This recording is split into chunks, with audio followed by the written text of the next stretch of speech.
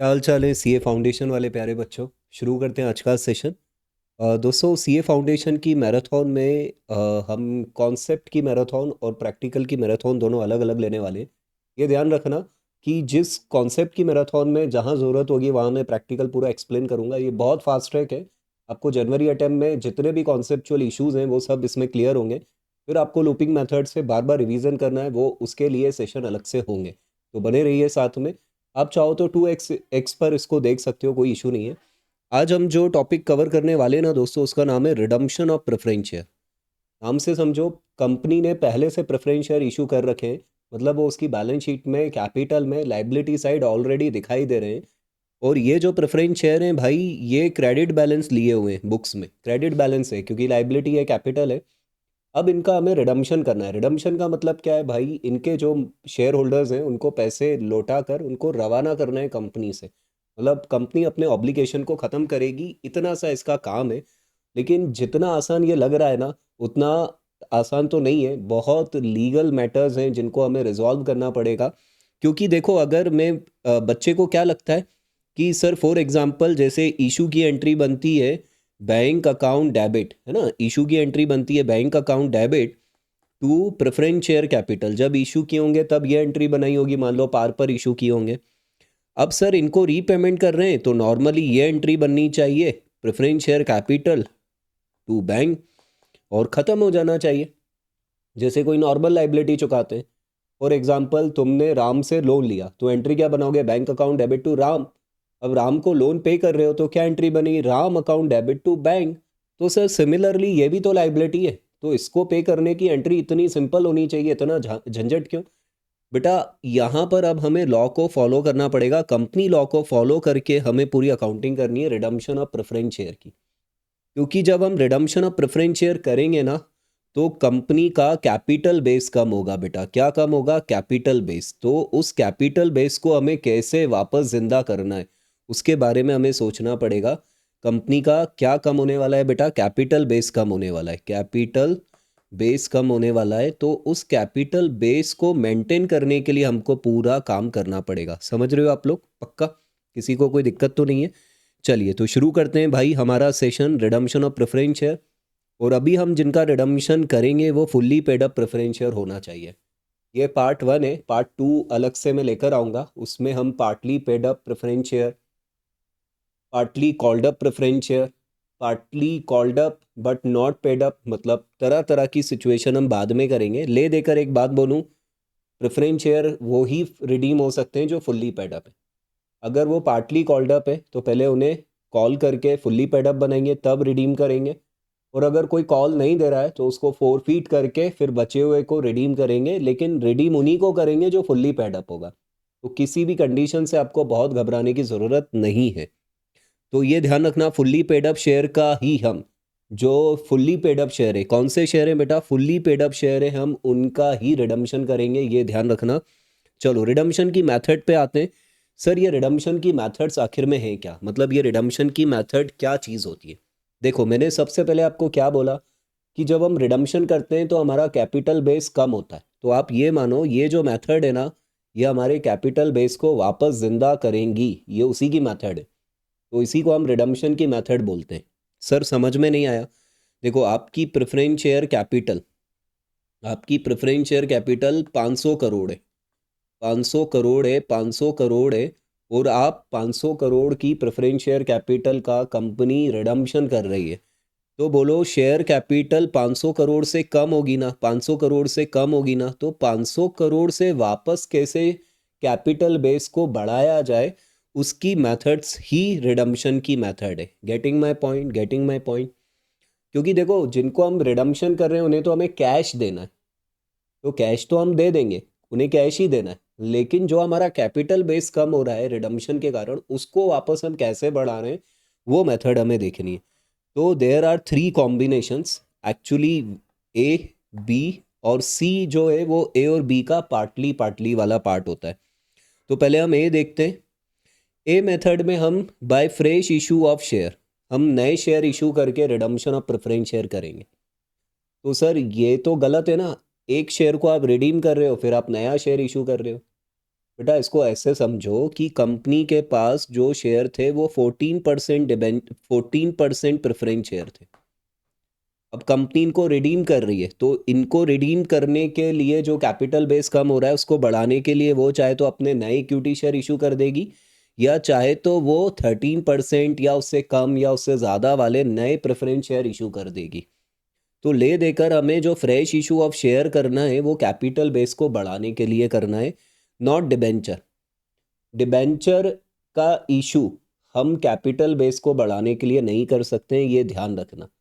तो सर क्या debenture issue नहीं होंगे? हो सकते हैं, क्वेश्चन में डिबेंचर इशू की एंट्री करनी पड़ सकती है, लेकिन इस डिबेंचर इशू का रिडम्पशन ऑफ प्रेफरेंस शेयर से कोई लेना देना नहीं होगा। ये सिर्फ लिक्विडिटी बढ़ाने के लिए डिबेंचर इशू किए जा सकते हैं, ठीक है। तो ये हमें किसी ना किसी क्वेश्चन में पॉइंट आएगा कि डिबेंचर इशू होते हुए दिख रहे हैं, लेकिन उसका रिडम्पशन से सीधा सीधा कोई लेना देना नहीं होगा। नो सीआरआर मेकिंग, जब आप पूरा redemption of preference share fresh issue से कर रहे हो, सॉरी फ्रेश इशू से कर रहे हो, तो आपको कैपिटल रिडम्पशन रिजर्व उस केस में नहीं बनाना पड़ता है। अब आते हैं हम सेकंड मेथड पे। सेकंड मेथड है भाई कि आप जो सेकंड मेथड है बेटा, उस सेकंड मेथड में आप क्या कर रहे हो, by capitalization of free reserves, मतलब आप सीआरआर बनाकर कैपिटल रिडम्पशन रिजर्व बनाकर अपने प्रेफरेंस शेयर का रिडम्पशन कर रहे हो। सर समझ में नहीं आया। देखो 500 करोड़ के प्रेफरेंस शेयर आप रिडीम कर रहे थे, तो प्रेफरेंस शेयर कैपिटल यानी कैपिटल बेस 500 करोड़ से कम होगा। अब उसे वापस 500 करोड़ बढ़ाना है, तो आप सीआरआर बना दोगे 500 करोड़ का। सीआरआर कैपिटल रिडम्पशन रिजर्व जो फ्री रिजर्व से बनता है, जिसको हमने बोनस इशू में डिस्कस भी किया था। और सी है पार्टली है, मतलब कुछ इशू करो और कुछ सीआरआर बनाओ, मतलब कुछ फ्रेश इशू से रिडम्पशन कर रहे हैं और कुछ कैपिटलाइजेशन ऑफ फ्री रिजर्व से। ये सी वही पॉइंट है, थोड़ा तुम चलो थोड़ा हम चले, मिलके रिक्शा कर लेंगे, उसी तरीके से ये सी वाला कॉम्बिनेशन चलता है। अगर तुमने इसको सीख लिया तो ये तो तुम्हें आसान लगने लगेंगे, ठीक है। क्योंकि ये मैराथन है तो हम बहुत फास्ट ट्रैक यहाँ पे चलेंगे। अब हमें देखो कुछ नहीं करना है, जर्नल एंट्रीज बनानी है मैक्सिमम क्वेश्चंस में। हमें हर क्वेश्चन में जर्नल एंट्री तो बनानी ही बनानी है। सीए फाउंडेशन लेवल पे आपका जो मेन खेल है वो जर्नल एंट्री बनाने का है। तो जर्नल एंट्री के रूल देख लो भाई, जब जब किसी भी कंपनी में असेट बढ़ेगी तो उस असेट अकाउंट को डेबिट करेंगे। मॉडर्न अप्रोच के रूल है, असेट कम होगी तो क्रेडिट, लाइबिलिटी कैपिटल बढ़ती है तो क्रेडिट, लाइबिलिटी कैपिटल कम होती है तो डेबिट, एक्सपेंस लॉस बढ़ते हैं तो डेबिट, कम होते हैं तो क्रेडिट, इनकम प्रॉफिट बढ़ता है तो क्रेडिट, कम होता है तो डेबिट। ये ध्यान रखना, ये रूल हमें बार बार लगाने। अब मैं कुछ स्पेसिमेन जर्नल एंट्रीज आपको बता रहा हूँ। तो पहली जो जर्नल एंट्री है वो तो आपने बचपन से पढ़ रखी है, यानी 11th में तो नहीं आती है, 12th में आती है। और जिन्होंने भाई डायरेक्ट मतलब साइंस वाले बच्चे थे फिर सीए फाउंडेशन में आ चुके हैं, तो उन वाले बच्चों को मैं बताऊंगा भाई कोई डरने वाली बात नहीं है। इशू ऑफ शेयर पार पे भी हो सकता है और प्रीमियम पे भी हो सकता है। तो शेयर कंपनी इशू कर रही है पार या प्रीमियम। अच्छा, ये जो एंट्रीज है ये तभी बनानी है जब क्वेश्चन में रिक्वायर्ड है। मान लो क्वेश्चन में इशू ऑफ शेयर हो ही नहीं रहा है तो आपको ये एंट्री नहीं बनानी है। तो issue of share at par की एंट्री बोलो क्या बनेगी, bank account debit to share capital, bank account debit to share capital. जब हम रिडम्पशन ऑफ प्रेफरेंस शेयर पढ़ रहे हैं ना, तो बेटा यहाँ पे जो भी कुछ होगा वो लमसम ही होगा, लमसम ही होगा। हम किश्तों में इशू विशू नहीं करेंगे, इतना हमारे पास टाइम नहीं होगा। और इशू अगर प्रीमियम पर हो रहा है तो सर बैंक अकाउंट तो डेबिट होगा, शेयर कैपिटल क्रेडिट होगी, और जो प्रीमियम मनी है वो एसपीआर में क्रेडिट हो जाएगा। ये बात ध्यान में रखना। ये बेसिक एंट्रीज है, आपको मालूम है। सर आप यहाँ शेयर कैपिटल लिख रहे हो, इक्विटी शेयर कैपिटल क्यों नहीं? क्वेश्चन में जैसी रिक्वायरमेंट होगी, अगर इक्विटी शेयर इशू है तो इक्विटी लिखना, प्रेफरेंस शेयर इशू कर दिए हैं मान लो तो वो भी लिख सकते हो, कोई ऐसा लोचा नहीं है। सर पॉइंट 2 मुझे लग रहा है कि यहाँ पे गलत आ गया है। नहीं गलत है, ये इशू ऑफ डिबेंचर की भी एंट्री तुम्हें इस क्वेश्चन में बनानी पड़ सकती है, लेकिन इधर स्टार लगेला हुआ है, नॉट अ मेथड। ये मेथड नहीं है, रिडम्पशन ऑफ प्रेफरेंस शेयर की ये मेथड नहीं है। फिर बोल रहा है नो इम्पैक्ट ऑन सीआरआर, मतलब सीआरआर पर भी इसकी कैलकुलेशन का कोई इम्पैक्ट नहीं आएगा। तो सर फिर इशू ऑफ डिबेंचर कर क्यों रहे? लिक्विडिटी के लिए, पैसा पैसा कैश। तो इशू ऑफ डिबेंचर पार पे भी हो सकता है, प्रीमियम पे भी हो सकता है, डिस्काउंट पे भी हो सकता है। उसकी एंट्री तुम लोगों को मालूम है, कोई बड़ी बात नहीं है। मैं ओरली बोल देता हूँ, bank account debit to percentage debenture, जब पार है, bank account debit, percentage debenture को क्रेडिट करेंगे, और प्रीमियम एसपीआर में क्रेडिट होगा जब प्रीमियम का केस है। डिस्काउंट वाले केस में क्या एंट्री बनती है नॉर्मली बेटा, मैराथन चल रही है तो मैं फटाफट इसलिए आपको बता रहा हूँ। तो बैंक अकाउंट डेबिट होगा, discount on issue of debenture account debit होगा, और 2% डिबेंचर में पैसा आएगा। तो ये इशू ऑफ डिबेंचर की एंट्री जब बोले तो ही बनाना है, अपने मन से नहीं बनाना है। तो ये first entry issue of share से रिलेटेड थी, specimen entry. Second issue of debenture से रिलेटेड थी। नंबर 3 भाई, लिक्विडिटी के लिए कभी कभी कंपनी क्वेश्चन में अपने इन्वेस्टमेंट और या कोई पीपीई भी बेच सकती है। तो देखो, इन्वेस्टमेंट या पीपीई बेचा तो कुछ भी हो बेटा, मैं एक कॉमन एंट्री बना देता हूँ, ठीक है, कॉमन एंट्री बना देता हूँ। तो अगर आप पीपीई बेच रहे हो तो बैंक अकाउंट डेबिट होगा, पैसा आ रहा है, और वो इन्वेस्टमेंट या पीपीई क्रेडिट होगा। अब बेटा फाउंडेशन के बच्चे, मैं एक बात बता दूं तुम्हें, इन्वेस्टमेंट की अकाउंटिंग होती है AS 13 में, और पीपीई की होती है AS 10 में। जब तुम लोग सी एंटर में आओगे ना, इसी अटेम्प्ट में आना है तुम्हें, निकालना है, ये अपने आप से कमिटमेंट कर लो, निकलेगा राइटिंग प्रैक्टिस से निकलेगा, ये ध्यान रखना।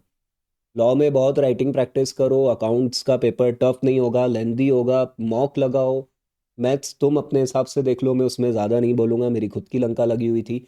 और इकोनॉमिक्स भाई मॉक लगा के बार बार चेक करो, डेटा वेटा अपडेट करो अपना। तो ये सारी चीज़ें ध्यान रखोगे, तुम जल्दी इंटर में आओगे। और इंटर में फिर मैं तुम्हें अकाउंटिंग स्टैंडर्ड भी कॉन्सेप्चुअली पढ़ाऊंगा, उसकी कोई चिंता नहीं है। तो बैंक अकाउंट डेबिट कर रहे हैं क्योंकि हमें पैसा मिल रहा है, असेट बढ़ रही है, इन्वेस्टमेंट पीपी असेट कम हो रही है, इसलिए उसे क्रेडिट कर रहे हैं। अगर हमें लॉस हुआ बेचने पे तो लॉस हमारा पीएनएल अकाउंट में डेबिट हो जाएगा, ये मैं नहीं बोल रहा हूँ, रिस्पेक्टिव एएस बोल रहे हैं। और अगर प्रॉफिट हुआ तो प्रॉफिट पीएनएल अकाउंट में तुम क्रेडिट कर सकते हो। तो लॉस या प्रॉफिट कुछ भी हो सकता है, तो मैंने कॉमन एंट्री बना दी। इसमें से कोई भी सिनेरियो आपको आए तो आप एंट्री बनाओगे। मैं रिपीट कर रहा हूँ, bank to investment oblique PP, जब कोई प्रॉफिट लॉस नहीं हुआ है। जब प्रॉफिट हुआ है तो पीएनएल क्रेडिट कर देना प्रॉफिट के अमाउंट से, और लॉस हुआ है तो पीएनएल को डेबिट कर देना लॉस के अमाउंट से। ठीक है। ओहो, अब हमारा मेन टॉपिक चालू हो रहा है, रिडम्पशन ड्यू। रिडम्पशन ड्यू, तो रिडम्पशन ड्यू पार या प्रीमियम कोई भी केस हो सकता है। तो प्रेफरेंस शेयर कैपिटल डेबिट हो रही है क्योंकि उसे कम करेंगे और पैसा देना है प्रेफरेंस शेयर होल्डर को।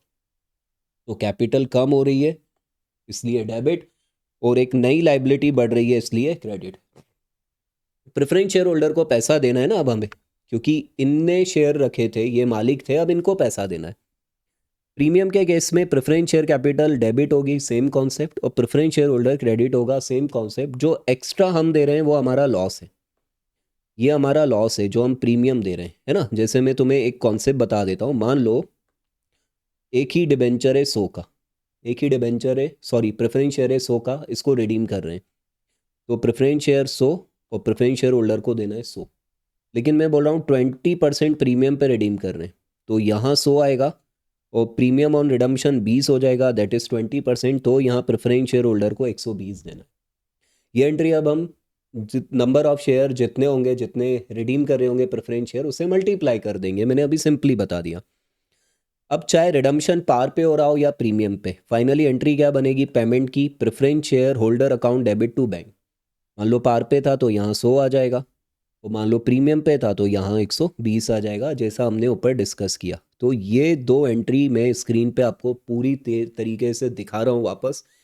एक बार देखकर अपने दिमाग में इस एंट्री को बिठा लो, याद कर लो, ये एंट्री रिडम्पशन ड्यू की एंट्री, पार और प्रीमियम के केस में पेमेंट की एंट्री सेम रहेगी कुछ भी हो, है ना। अब देखो यहाँ से एंट्री बेटा रटी नहीं जाती है, एंट्री को समझा जाता है। अब देखो यहाँ से कुछ चीज़ें क्लियर होंगी आपको।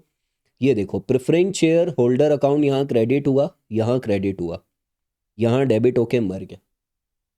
Preference share capital already credit था, यहाँ डेबिट होके वो मर चुकी है, मतलब प्रेफरेंस शेयर कैपिटल कम हो गई है। अब ये एंट्री तो तुम्हें 4 और 5 हर क्वेश्चन में बनानी ही पड़ेगी, चाहे वो फ्रेश इशू से रिडम्पशन वाला हो या सीआरआर वाला रिडम्पशन वाला हो या पार्टली वाला हो, ये दो एंट्री तो बनानी है। बोलो। सेल ऑफ इन्वेस्टमेंट पीपी की एंट्री अपने मन से बनाओगे, जब क्वेश्चन में लिखा होगा तभी बनाओगे। तो क्वेश्चन में लिखा होगा बेटा तब बनाना है, अपने मन से नहीं बनाना है। इशू ऑफ डिबेंचर क्वेश्चन में जब बोला होगा तब बनाना है। इशू ऑफ शेयर क्वेश्चन में बोला होगा तो बनाना है। हर क्वेश्चन में ये एंट्रीज नहीं बनेंगी, रिक्वायरमेंट आएगी तो बनाना है। ओके, लेकिन ये 4 और 5 नंबर एंट्री तो बनेगी बनेगी। अब आते हैं अपन 6 एंट्री क्या है। देखो, यहाँ 4th एंट्री में तुमने किस अकाउंट को डेबिट किया है? Premium on redemption of preference share. अब इसे मारोगे भी तो बिना बोले मारना है। तो एसपीआर में 5 यूज हैं एसपीआर के। मैं अगेन बोल रहा हूँ, section 52 of companies act 2013, 5 usages of SPR. याद कर लो मेरे साथ। To write off preliminary expense, to write off loss on issue, discount on issue of debentures, okay, to issue fully paid up bonus shares, जो bonus वाले chapter में किया था, to buyback its own share, buyback buyback जो CA inter में पढ़ोगे, और last one to pay या to for to use write off premium on redemption of preference share. Premium को, सिर्फ प्रीमियम को मारने में यूज होगा, सीआरआर बनाने में नहीं यूज होगा। इस केस में प्रीमियम को मारने में यूज होगा। तो प्रीमियम डेबिट हुआ था, इसको मारने के लिए अपन ने क्या किया बेटा? क्रेडिट किया, प्रीमियम ऑन रिडम्पशन को क्रेडिट किया, और एसपीआर और पीएनएल को डेबिट किया। एसपीआर है तो उससे डेबिट कर दो, पीएनएल है तो पीएनएल से। बाकी बुक में जो सॉल्यूशन है उसमें ज़्यादातर इन्होंने पीएनएल से किया है, वो मर्जी है उनकी। 7th एंट्री भाई बहुत खतरनाक है, ये मेकिंग ऑफ सीआरआर। ये कब बनेगी पहले देख लो, मेकिंग ऑफ सीआरआर। तो मैं वापस आता हूँ शुरुआत में, एक बार फ्लो क्लियर कर देता हूँ। क्या था? Redemption of preference share, fully paid up का ही रिडम्पशन होगा। उसकी मेथड्स ये थी, by fresh issue of share. तो यहाँ सीआरआर नहीं बनता है, तो बी मेथड में सीआरआर बनेगा और सी में बनेगा। तो मैंने बी मेथड और सी मेथड की एंट्री, क्योंकि बनेगी सेम, बस अमाउंट का लफड़ा होगा, तो एक फार्मूला मैंने नीचे लिख दिया है, उससे तुम्हें क्लियर होगा कि हो क्या रहा है। तो सीआरआर की मेकिंग कैसे होगी?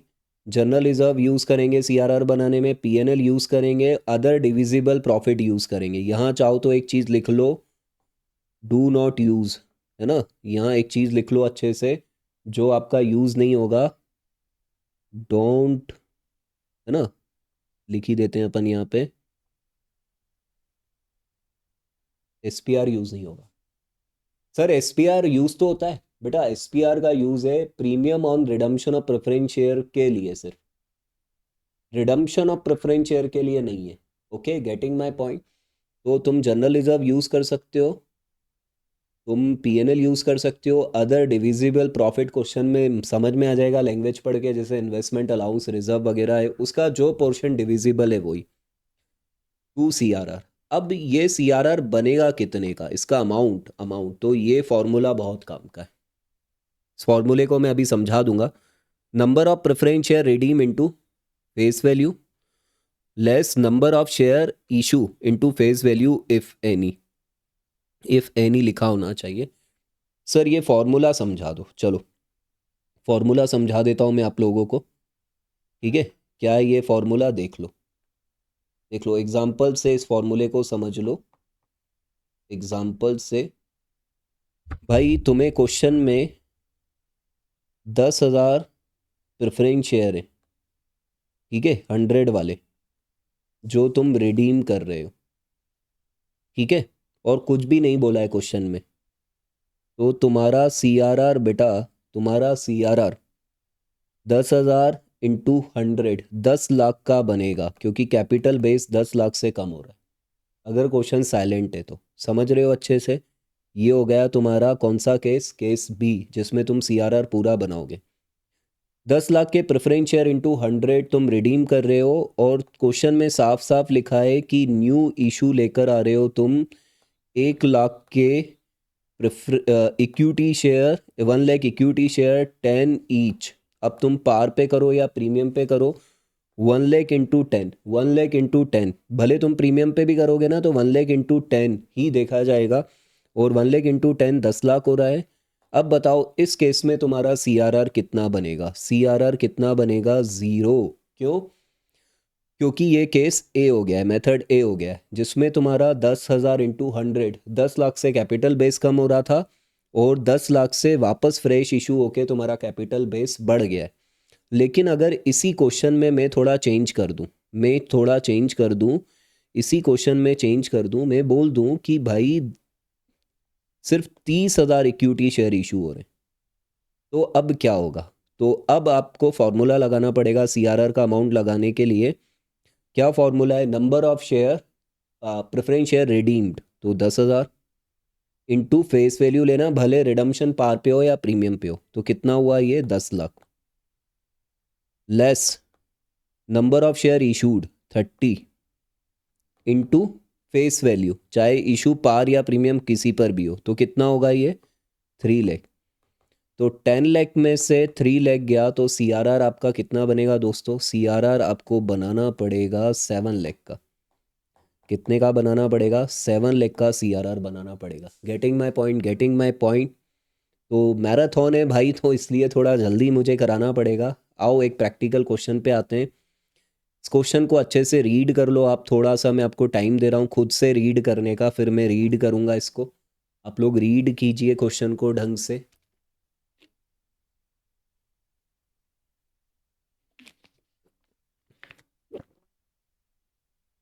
अच्छे से रीड कर लो। इक्विटी शेयर कैपिटल एग्जिस्टिंग है 1 लाख है, एग्जिस्टिंग 1 लाख है, 10 ईच, मतलब टोटल हो गया 10 लाख। 10% प्रेफरेंस शेयर कैपिटल है, 10,000 शेयर है, 10,000 शेयर है, और 10,000 शेयर हैं और 100 ईच है, ये भी हो गया 10 लाख। पुरानी मेहनत से जनरल रिजर्व में क्रेडिट पड़ा है 7 लाख, पीएनएल में पड़ा हुआ है 8 लाख क्रेडिट। क्वेश्चन देखो एक बार में थोड़ा याद भी हो जाना चाहिए। क्वेश्चन बोला है सफिशिएंट बैंक बैलेंस है, ऊपर वाले का दिया हुआ सब कुछ है, दौलत है, शोहरत है, बस अब फाउंडेशन क्लियर करके निकलने का है। तो सफिशिएंट बैंक बैलेंस अवेलेबल है बेटा, कोई दिक्कत नहीं है। इन्वेस्टमेंट फिर भी बेच रहे हैं, मेरे को एंट्री सिखानी है। 5 लाख के इन्वेस्टमेंट 3 लाख में बेच रहे हैं, लॉस होगा। नए शेयर भी इशू कर रहे हैं 50,000 at the rate 10 each issued, ये इशू भी हुए, मानेंगे कि पैसा आ गया है। और प्रेफरेंस शेयर रिडीम हो रहे हैं प्रीमियम पे। तो एक्चुअली मैंने इस क्वेश्चन में सारे पॉइंट डालने की कोशिश कर दी है। अब तुम एक काम करो, कैसे कर सकते हो? पहले तो मैं ना ये 2 एंट्री बना लो, इन्वेस्टमेंट बेचने की और फ्रेश इशू की। फिर रिडम्शन को ड्यू कर दो, पेमेंट कर दो, फिर प्रीमियम मार दो, सीआरआर बना दो, जो तुम्हें करना हो। तो मैं पहले एंट्री बनाना चालू करता हूँ, आपको पूरा ऊपर लिखना पड़ेगा वहाँ पे सॉलिड तरीके से। In the books of company, question में जो नाम दिया हो उस वो नाम लिख देना, कंपनी मत लिखना। फिर प्रॉपर आप लिखना जर्नल एंट्री पेज के बीच में, ठीक है? जर्नल एंट्रीज, जर्नल का पूरा प्रॉपर फॉर्मेट बनाना, डेट के साथ, भले डेट खाली छोड़ देना, date particular LF, debit amount, credit amount, narration अगर टाइम हो तो बिल्कुल लिखें। अगर क्वेश्चन में स्पेसिफिकली मना नहीं किया है तो नरेशन हमें शॉर्ट में being being being being being लगा के लिखना चाहिए, ठीक है? अब मैं एंट्री बनाना चालू करता हूँ। सबसे पहले मैं एंट्री बना देता हूँ भाई इन्वेस्टमेंट बेचने की। तो मैं एंट्री बनाऊंगा, बैंक में पैसा आएगा, असेट बढ़ेगी, डेबिट, और इन्वेस्टमेंट मेरे कम होंगे तो इन्वेस्टमेंट अकाउंट क्रेडिट। याद करो क्वेश्चन में इन्वेस्टमेंट बेचने में क्या हो रहा है? Investment of 5 lakh sold for 3 lakh, तो भाई लॉस हो रहा है। तो जो लॉस है वो पीएनएल अकाउंट में डेबिट हो जाएगा। मैं अभी नरेशन नहीं बना रहा हूँ। इन्वेस्टमेंट 5, 3, 2 का लॉस है ना, मेरे रुपीज़ इन लैक्स चल रहा है यहाँ पे, रुपीज़ इन लैक्स मैं यहाँ लिख देता हूँ, ठीक है? तो बैंक में 3 लाख आ गया है, वैसे भी बैंक बैलेंस की कमी नहीं है, क्वेश्चन में बोल दिया है। पीएनएल में 2 का लॉस हो गया है, पीएनएल अब कम हो गया है, और इन्वेस्टमेंट में 5 आ गया है, ठीक है? तो ये मेरा पोर्शन यहाँ पर हो गया, investment of rupee 5 lakh sold for 3 lakh. New equity share 50,000 at the rate rupee 10, मतलब 5 लाख के इशू हो गए। तो मैं शेयर इशू की एंट्री कर देता हूँ। तो bank account debit to equity share capital 5 lakh. बोलो मेरा कैपिटल बेस बढ़ गया या नहीं बढ़ गया? बढ़ गया ना कैपिटल बेस, ये बढ़ गया मेरा कैपिटल बेस। चलो, मेरा इक्विटी शेयर भी इशू हो गया, ये एंट्री हो गई मेरी, ये एंट्री हो गई, इसकी तो कोई एंट्री बननी नहीं है। अब preference share redeem eight the rate 10 premium, preference share कितने के हैं पहले तो बताओ सर। 10,000 इंटू 100, 10 लाख के हैं। पहले ड्यू करो, ड्यू की एंट्री बनाओ। 10% preference share capital, preference share capital account debit होगा बेटा। कितने के? 10 लाख के। To preference share holder. Sir गलत एंट्री बनाई है। अरे क्यों गलत है? अभी प्रीमियम ले लेते ना, सही हो जाएगा। Premium on redemption of preference share debit. कितना प्रीमियम है? 10%। ये हो गया 11। ये देखो, 10,000 इंटू 100, 10 लाख। और preference share redeem eight the rate 10% premium, तो 10 लाख का प्रीमियम हो गया 1 लाख। अब बिना बोले प्रेफरेंस शेयर होल्डर को पेमेंट कर दो। Preference share holder account debit to bank. पैसों की तो कमी नहीं थी, है ना? तो ये 11 लाख आ गया। पैसे ऑलरेडी बैंक में पड़े थे, ठीक है। वो तो हमें इन्वेस्टमेंट बेचने की एंट्री दिखानी थी, बैंक अकाउंट की एंट्री दिखानी थी। और मान लो इसमें डिबेंचर भी इशू हो जाते तो मैं डिबेंचर की भी एंट्री बना देता। लेकिन ध्यान रखना, ये जो इन्वेस्टमेंट बेचे ना, इसका सीआरआर से कोई लेना देना नहीं है, बस इसका लेना देना है। अब इधर ध्यान दो, कंपेयर करो। बोलो मेरा कैपिटल बेस कितने से कम हो रहा है? 10 से या 11 से? पेमेंट मैंने 11 की है उनको, लेकिन मेरी शेयर कैपिटल कितने से कम हो रही है? 10 से कम हो रही है, ध्यान रखना। लेकिन यहाँ बढ़ कितने से रही है? 5 से। तो बोलो मेरे को सीआरआर कितना बनाना पड़ेगा? 5 का ही सीआरआर बनाना पड़ेगा। अब मैं सीआरआर किससे बना लूँ? जनरल रिजर्व से ही बना लूँ। तो मैं एंट्री बनाऊंगा general reserve account debit to CRR. 5 lakh का मैंने सीआरआर बनाया। 5 का क्यों बनाया? क्योंकि ये पार्टली सीआरआर वाला क्वेश्चन है और पार्टली फ्रेश इशू वाला क्वेश्चन है। देखो इसको तुम कंपेयर कर सकते हो, माफ़ी चाहूँगा इस लाइन के लिए। तो इसको तुम कंपेयर कर सकते हो, ये मेरा कैपिटल बेस कम हुआ और यहाँ पहले ही मेरा कैपिटल बेस बढ़ गया, ये इशू मैंने किया है। इसका कोई लेना देना नहीं है सीआरआर से, ठीक है। अब बोलो मेरे को किसको मारना है? सर ये प्रीमियम को मार दो। तो प्रीमियम को मैं पीएनएल से मार देता हूँ। तो प्रीमियम को मारने की entry PNL account debit to premium, premium on redemption of preference share. पूरा नहीं लिखा है मैंने, शॉर्ट में लिखा है 1। तो ये हमारी सारी एंट्री इसमें हो गई। भाई मैराथन है तो मैं बिल्कुल एक एक नहीं समझा सकता हूँ आपको, मैंने मिक्स करके समझाया, सारे फंडे कवर करने की कोशिश की है। इसके बाद भी आपको कोई दिक्कत है तो आप कमेंट कर सकते हो, तो हम इसके प्रैक्टिकल क्वेश्चन और लेंगे। इसका वैसे पार्ट 2 बनेगा। पार्ट 2 में क्या इंपॉर्टेंट होने वाला है? पार्ट 2 में minimum share to be issue, उसकी एक कभी कभी कंडीशन डाल देते हैं, उसमें बच्चों को दिक्कत होती है। तो मैं उसमें सिंपल तुम्हें फंडा समझाऊंगा एक एग्जाम्पल के थ्रू, उससे तुम्हें क्लियर हो जाएगा कि क्या करते हैं। फिर हम partly called up share, partly paid up share, और जिस पे लोग पैसा नहीं दे रहे, 4 फीचर करके बचे हुए शेयर का कैसे रिडम्पशन किया जाता है वो भी हम सीखेंगे। तो ये हमारा पूरा फंडा इसमें कवर हो जाएगा।